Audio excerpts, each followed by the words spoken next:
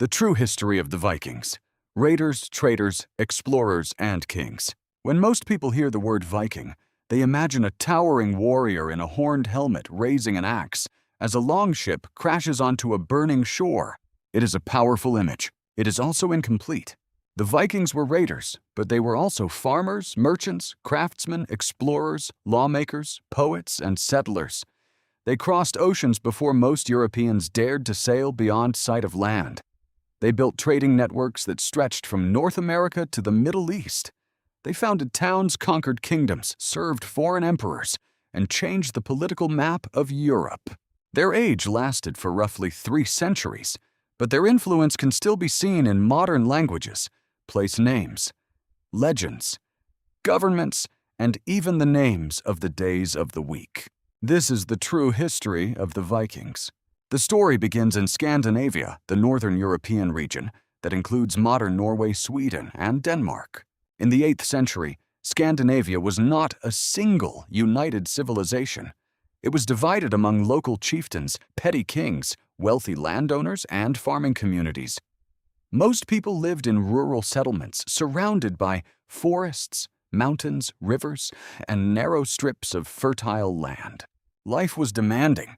The northern climate created short growing seasons, and many families depended on a mixture of farming, fishing, hunting, animal husbandry, and trade. Scandinavian society was built around the household.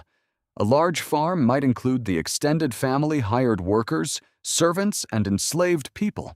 Honor, reputation, and family loyalty were extremely important. Disputes could continue for generations, and insults sometimes led to blood feuds.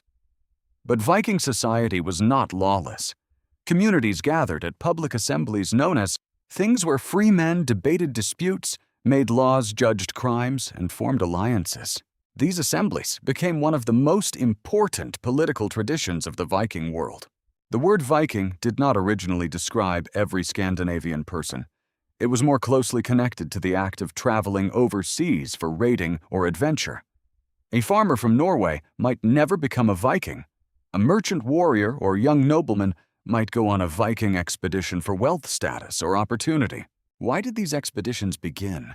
There was no single cause. Population growth may have increased competition for land. Political struggles pushed ambitious warriors to seek fortunes abroad.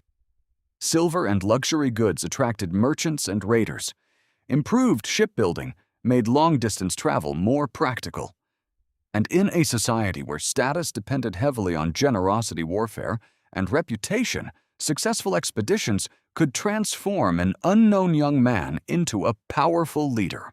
The weapon that made this expansion possible was not the axe. It was the ship. Viking longships were among the most advanced vessels of the early medieval world.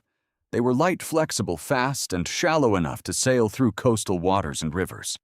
A crew could cross the open sea land directly on a beach and escape before a local army could organize. The ships could be powered by sail or oars. Their shallow draft allowed them to travel deep inland along river systems. This meant that no coastal monastery, riverside market, or isolated settlement was completely safe. In the year 793, Viking raiders attacked the monastery of Lindisfarne off of the northeast coast of England. The attack shocked Christian Europe.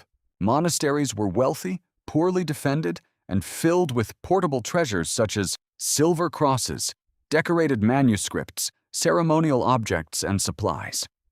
To the monks, the attackers seemed like a punishment from God. To the Vikings, Lindisfarne was a vulnerable target. The raid is often treated as the beginning of the Viking Age. Soon attacks spread across the British Isles and the coast of continental Europe. Monasteries were burned, towns were looted, captives were taken, and local rulers were forced to pay tribute. Some Viking fleets demanded large payments in exchange for leaving. These payments became known in England as Dongeld. But raiding did not remain seasonal for long. At first, Viking crews often struck during warmer months and returned home before winter. Over time, larger armies began staying abroad. They established fortified camps, seized farmland, and turned temporary raids into permanent conquest.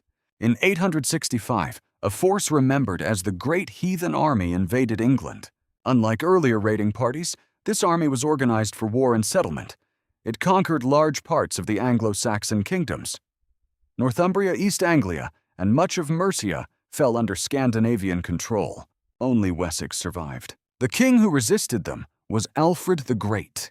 After years of fighting, Alfred defeated the Viking leader Guthrum at the Battle of Edington in 878. A peace agreement divided much of England. The Scandinavian-controlled region became known as the Danelaw. Within the Danelaw, Viking settlers farmed, traded, built towns, and mixed with local communities. Their influence remains visible in English place names, ending in by meaning village, and thorp, meaning secondary settlement. English also absorbed many Old Norse words, including sky window knife, husband anger law, and even the pronouns they, them, and their. The Vikings did not only travel west. Swedish traders and warriors moved east through the river systems of Eastern Europe. These travelers were often called Varangians or Rus. They sailed along the Volga and Dnieper rivers, connecting the Baltic Sea to the Black Sea and the Caspian Sea. They traded furs, wax, honey weapons, amber, and enslaved people for silver, silk, spices, and luxury goods from the Byzantine Empire and the Islamic world. Scandinavian silver hoards contained thousands of Arabic coins, evidence of a vast commercial network linking the Viking world to distant markets. Some Varangians traveled to Constantinople, the capital of the Byzantine Empire. There, Scandinavian warriors became famous members of the Varangian Guard, an elite military unit that protected the emperor. To the west, Norse explorers crossed the North Atlantic. They settled the Faroe Islands. Then, during the late 9th century, they colonized Iceland. Iceland became one of the most remarkable Viking societies. With no king, the settlers created a system of regional chieftains and a national assembly called the Althing. Founded around the year 930, it is often described as one of the oldest parliamentary institutions in the world. From Iceland, the explorer Eric the Red sailed farther west. After being exiled for killing men during a feud, he discovered and promoted a large island he called Greenland. The name may have been an early form of advertising designed to attract settlers. Norse communities survived in Greenland for centuries, raising animals, hunting seals, trading walrus ivory, and maintaining contact with Europe.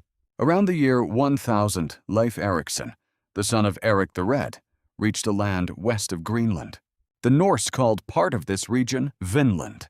Archaeological evidence at Lonso Meadows in modern Newfoundland confirms that Norse people reached North America roughly 5 centuries before Christopher Columbus crossed the Atlantic. The settlement did not last.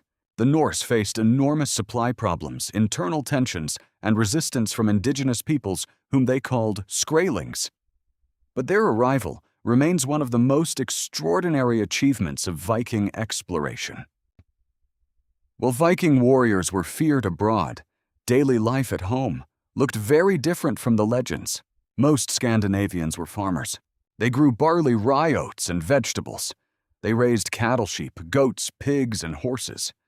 Fishing was essential, especially in coastal communities. People preserved food by drying, smoking, fermenting, and salting it.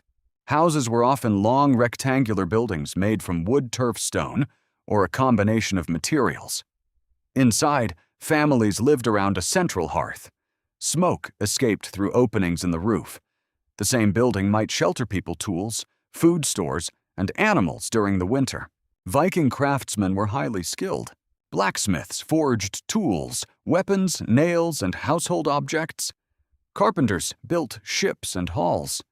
Jewelers created intricate brooches, arm rings, pendants, and decorations using silver, gold, bronze, glass, and amber.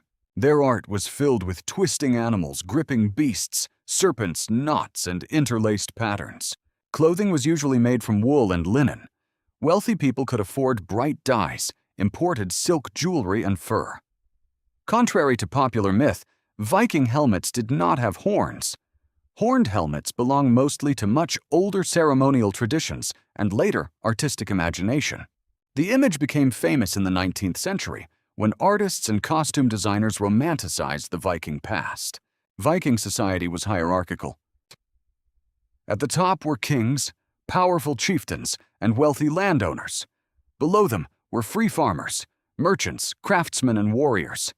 At the bottom were enslaved people known as thralls. Slavery was a major part of the Viking economy. Captives taken during raids could be sold in trading centers across Europe and beyond. Some worked on farms or in households. Others were transported through eastern trade routes toward the Byzantine and Islamic worlds. This is one of the darkest parts of Viking history, and it should not be ignored. Women in Viking society had more legal and economic independence than women in many other medieval European cultures, although the society remained male-dominated. A free woman could manage a household, inherit property, in some circumstances request divorce under certain conditions, and control her dowry. When men traveled abroad, women often supervised farms, workers' trade, and family finances. Some archaeological graves have raised questions about whether a small number of women may have taken part in warfare.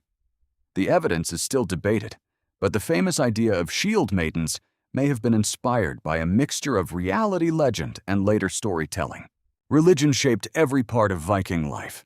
Before Christianity spread through Scandinavia, the Norse worshipped many gods. Odin was associated with wisdom, war, poetry, and death. Thor, the thunder god, protected both gods and humans. Freyr was connected to fertility, prosperity, and peace. Freya was linked to love, magic, war, and the dead. The Norse believed the universe was divided into different worlds, connected by the great cosmic tree, Yggdrasil. Human beings lived in Midgard. The gods lived in Asgard. Giants, dwarfs, spirits, monsters, and the dead occupied other realms. Warriors who died bravely might be chosen for Valhalla, the Hall of Odin, or for Freya's field Folkvanger. But Viking beliefs about death were varied. Graves, cremations, ship burials, offerings, and burial mounds reveal different local customs. The Norse also believed in fate. Even the gods could not escape the final catastrophe known as Ragnarok, when the world would be destroyed in a great battle and eventually renewed. Much of what we know about these myths comes from texts written in Iceland after the Viking Age, especially the Poetic Edda and the Prose Edda. Because they were recorded in a Christian society, historians must compare them carefully with archaeology inscriptions and earlier evidence. The Vikings used an alphabet known as the runes. Runic inscriptions appeared on stones, weapons, jewelry, tools, and memorials. Most were not magical spells. Many were simple statements of ownership, remembrance, travel, or personal pride. Rune stones often honored the dead and recorded distant expeditions. They tell us about people who traveled to England, Greece, the East, and places whose names have been lost. By the 10th and 11th centuries, the Viking world was changing. Small kingdoms became stronger. Rulers such as Harald Bluetooth of Denmark, Olaf Tryggvason of Norway, Olaf Haraldsson, and other Scandinavian kings used Christianity to strengthen royal authority and connect their realms to the wider political world of Europe. Conversion was not immediate or peaceful. Old beliefs survived for generations. Christian kings destroyed pagan temples, pressured local leaders, and promoted churches and missionaries. In many places, people practiced elements of both religions during the transition. At the same time, Viking raiders became kings. The Danish ruler Sinut the Great created a North Sea empire that included England, Denmark, and Norway. In Normandy, Viking settlers adopted the French language and Christianity. Their descendants became the Normans. In 1066, the Norman Duke, William the Conqueror, invaded England and won the Battle of Hastings. That same year, the Norwegian king Harald Hardrada invaded northern England. He was defeated and killed at the Battle of Stamford Bridge. These events are often used to mark the end of the Viking Age. But the Vikings did not suddenly disappear. They became Danes, Norwegians, Swedes, Icelanders, Normans, rulers, merchants, soldiers, and Christian subjects of emerging medieval states. Their ships continued to sail. Their descendants continued to fight, trade, explore, and govern. The Viking Age ended because the world that created it had changed. European kingdoms built stronger defenses. Coastal settlements became harder to attack. Scandinavian rulers gained control over local warriors. Christianity changed political alliances and cultural values. Raiding slowly became less profitable than taxation, trade, and organized conquest. The Vikings left behind no single empire. Their legacy was more complicated. They helped shape England, Ireland, Scotland and France, Russia, Ukraine, Iceland, Greenland, and the North Atlantic world. They connected distant economies. They moved people, technology, silver stories, and ideas across enormous distances. They also brought violence, enslavement, destruction, and fear. The true Vikings were neither heroic supermen nor mindless barbarians. They were human beings, living in a harsh, competitive, rapidly changing world. Some searched for farmland, some searched for silver, some searched for glory, some searched for new homes beyond the horizon. And when their longships appeared from the morning mist, they carried not only warriors, but the beginning of a new age. An age of conquest, trade, exploration, and transformation. The Viking Age.